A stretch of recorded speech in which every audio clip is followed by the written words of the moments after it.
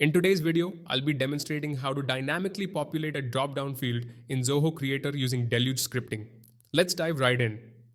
Here, we have a demo application with multiple modules.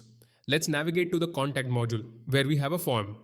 Now, if we scroll down, you can see two drop-down fields, country and time zone. Right now, I'm manually adding country names. While we can enter them one by one, there is a more efficient way using Deluge scripting.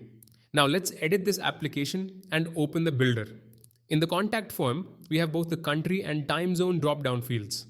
Instead of adding options manually, I've written a script using Deluge to populate these fields automatically.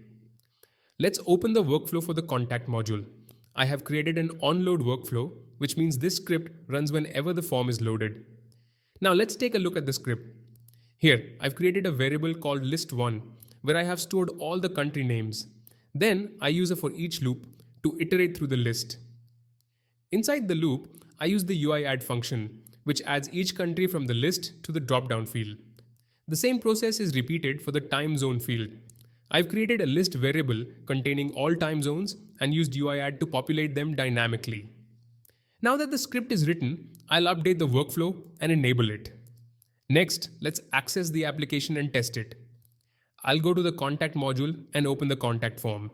Now, if we scroll down, we can see that the country dropdown is fully populated with all country names. Similarly, the time zone field now contains all time zones, ensuring a smooth user experience. And that's how you can dynamically populate drop-down fields in Zoho Creator using Deluge. If you found this video helpful, hit the like button and subscribe for more Zoho Creator tutorials. Don't forget to turn on notifications so you never miss an update. If you have any questions, drop them in the comments below.